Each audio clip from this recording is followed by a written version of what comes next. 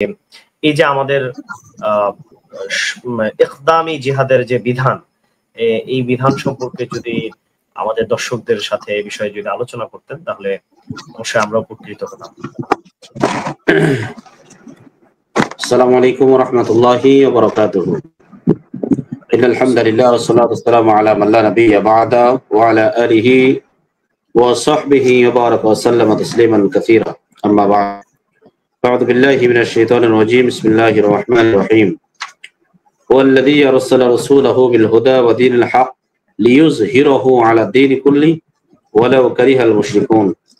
ওয়া ক্বালা তাআলা ফি আয়াতিন উখরা يريدون أن يطفئوا نور الله بأفواههم ويأبى الله إلا أن يتم نوره ولو كره الكافرون. صدق الله العظيم. আলহামদুলিল্লাহ, দূরের এবং কাছের যারা আজকের এই লাইভ প্রোগ্রাম উপভোগ করছেন তাদেরকে জানাই আন্তরিক মোবারকবাদ।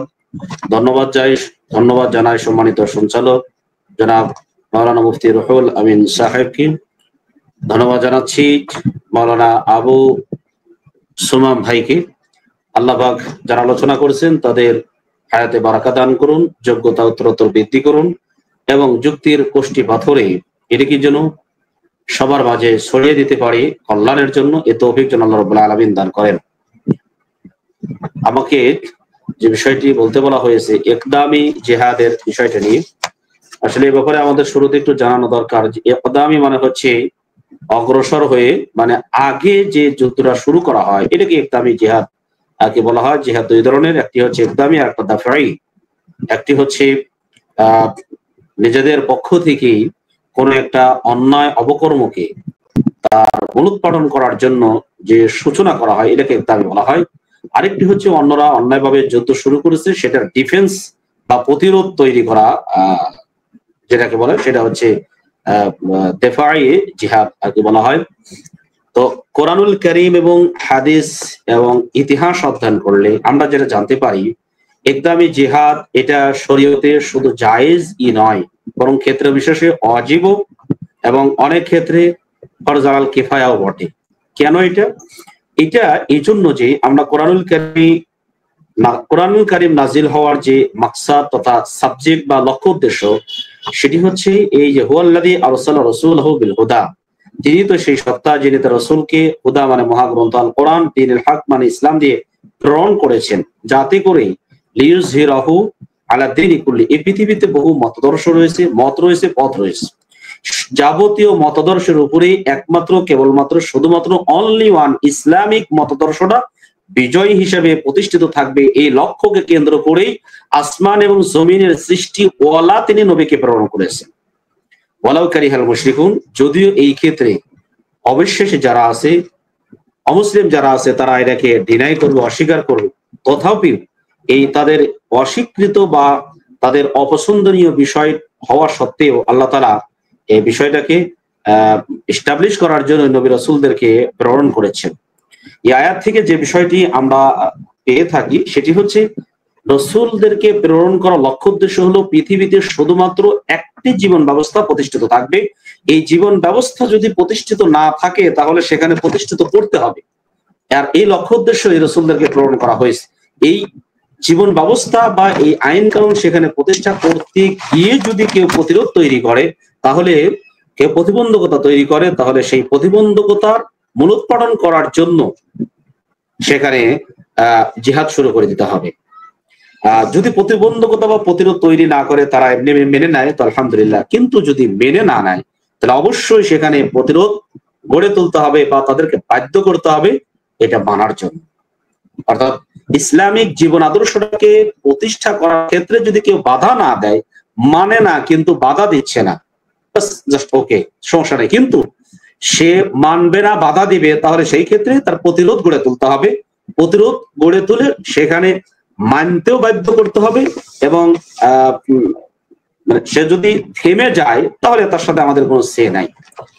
এটাই হলো ইসলাম আমাদেরকে বলছে এবং এই জন্যই পৃথিবীতে নবী রাসূলদেরকে প্রেরণ করা হয়েছে।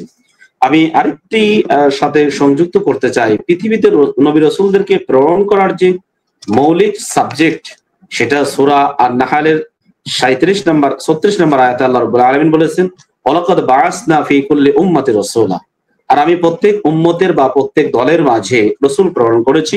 লক্ষ্য উদ্দেশ্য হলো দুটো। নাম্বার 1, আনি আবুদুল্লাহ, একমাত্র আল্লাহর গোলামি করবে, আল্লাহ দাসত্ব করবে, সার্ভেন্ট যেটা সেটা করবে। 2 নম্বর ওয়াজিতাইবুত তাগুত, অর্থাৎ আল্লাহর আইন ব্যতীত যত মানুষের তৈরিকৃত আইন আছে, কৃষ্টি কালচার আছে, সবকিছুকে পরিহার করা, দূর করা, সেগুলার পরিবর্তন করার লক্ষ্যেই নবী রাসূলদেরকে প্রেরণ করা হয়েছে। তাহলে এখান থেকে আমরা যেটা জানতে পারি, যেই জায়গাতে আল্লাহর আইনের বাস্তবায়ন নেই, কোরআন ও সুন্নাহর আইনের বাস্তবায়ন নেই, সেই জায়গাতে কোরআনের আইন বাস্তবায়ন করার লক্ষ্যেই মূলত একদামি জিহাদ করা আমাদের প্রয়োজন।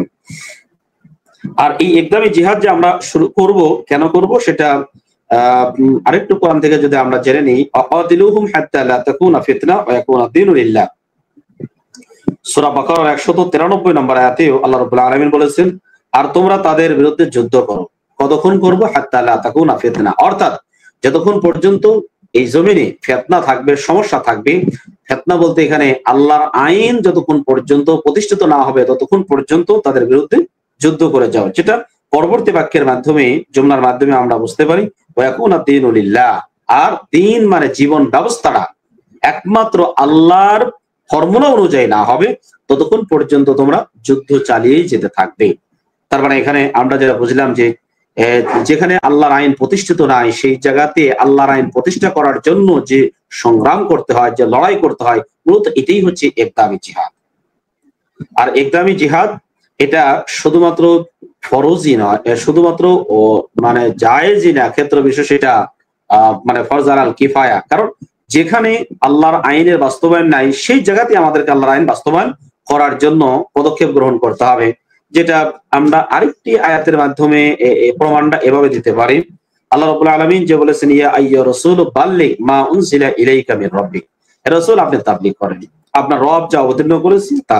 ফাইন লাম তাফআল ফামা বাল্লাগতা রিসালাতা, আপনি রিসালাতের দায়িত্ব পালন না করলে আল্লাহর কাছে জবাব দিতে হবে।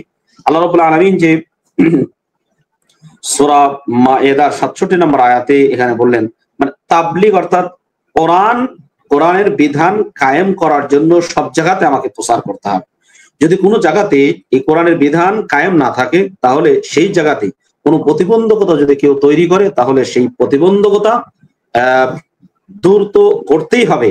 শুধু দূর করতে হবে এমনটি না, বরং এই বিধানটা সেখানে বাস্তবায়ন করতে গেলে অথবা প্রচার করার যদি সেখানে পরিবেশ না থাকে, তাহলে নিজেদের পক্ষ থেকে পরিবেশ তৈরি করার জন্য যা যা করণীয় তা আমাদেরকে সেটার প্রস্তুতি গ্রহণ করতে হবে। আর এটাই হলো একদামি জিহাদ আমার কাছে যেটা মনে হয়ে থাকে। এই ব্যাপারে আল্লামা তকি উসমানী হাফিজাহুল্লাহ উনি অনেক বড় মাকালা লিখেছেন, প্রায় 1800 পৃষ্ঠার অধিক, প্রায় 1900 পৃষ্ঠার কাছে একটা কিতাব লিখেছেন, যেখানে অনেকগুলো বিষয় নিয়ে আলোচনা করেছেন। সেই কিতাবের 3 নম্বর খণ্ডে ইসলাম মে একদামি আর দিফাই জিহাদ শিরোনামে অনেকগুলো আলোচনা করেছেন। আমরা এই শিরোনামটা পড়ে নিলে এখান থেকে অনেক তথ্য আমরা পেয়ে যাব। তবে এই শিরোনামের যতটুকু পড়ে আমরা বুঝতে পেরেছি সেটা হচ্ছে যে একদামি জিহাদ শুধু জায়েজ না, ক্ষেত্র বিশেষে তিনি এভাবে বলেছেন যে তিনি একটা কথা বলতে গিয়ে বলছেন যে ইসলাম কা গলবা কায়েম করনা और कुफर की शौकत को तोड़ना है, इस गरज के लिए इक़दामी जिहाद भी ना सिर्फ जायज बल्कि बसऔक़त वाजिब और बाइस उजूर और सवाब है। कुरान और सुन्नत के अलावा पूरी तारीख इस्लाम इस किस्म की जिहाद की वाक़यात से भरी पड़ी है। तो এখানে যেটা তিনি মানে মুলাখাস বা সার নির্দেশ বা সাবস্টেন্স যেটা তিনি বুঝিয়ে দিয়েছেন যে ক্ষেত্র বিশেষে শুধু এটা একদমই যে জায়েজই নয় বরং ওয়াজিব, এবং এটা সওয়াবেরও কারণ। কোরআন সুন্নাহ এবং ইসলামের ইতিহাস, ইসলামিক হিস্টোরি আমরা অন্বেষণ করে যেটা পেয়ে থাকি। আর আমরা কোরআন থেকে যেটা সূরা তওবার এই 32-33 নম্বর আয়াত থেকে যেটা আমরা জানতে পারলাম যে রাসূলদেরকে প্রেরণ করার লক্ষ্য উদ্দেশ্যই হচ্ছে সব জায়গাতে ইসলামিক পরিবেশ, Islamic law, Islamic civilization, Islamic কৃষ্টি কালচার, এই সবগুলো ইসলামের অঙ্গনে হতে হবে, আর ইসলামের লতে হতে হবে। আর ইসলামিক লতে যদি না থাকে তাহলে সেই জায়গাতে প্রতিষ্ঠিত করার জন্য আমাদেরকে কোশিশ করতে হবে। আর এই প্রতিষ্ঠিত করতে গিয়ে যদি কেউ প্রতিবন্ধকতা তৈরি করে, তাহলে তার প্রতিবন্ধকতা মূলোৎপাটন করার জন্য আমাদেরকে সেখানে কোশিশ চালাতে হবে। আর এটাই হলো একদামি জিহাদ। আমার মনে হয় যে একদামি জিহাদ সম্পর্কে যতটুকু আমার মানে আল্লাহ তাআলা বলার তৌফিক দিয়েছেন, মনে হয় যে একটা মুলাখাস বিষয় আমরা পেয়েছি। তবে আমাদের মাঝে অনেক ভুল আছে যে ইসলামে একদামি জিহাদ না, শুধু দেফাই, অর্থাৎ আমরা শুধু ডিফেন্স করব, আত্মরক্ষা। হ্যাঁ, ইসলাম সর্বদাই আত্মরক্ষা তো করবেই। এই যে একদামি জিহাদ, এটা একটা আত্মরক্ষা। কারণ হলো যে আমরা সেই জায়গাতে ইসলাম যদি প্রচার না করতে যাই, তাহলে এই লোকগুলো কিন্তু নির্ঘাত এরা জাহান্নামের পথের দিকে যাচ্ছে। সুতরাং তাদেরকে জাহান্নাম থেকে বাঁচানোর লক্ষ্যেই কিন্তু আমাদেরকে একদামি জিহাদের ভূমিকা অবলম্বন করতে হচ্ছে। তো জি, আমার মনে হয় যে অনেকটাই কথা এসে গেছে।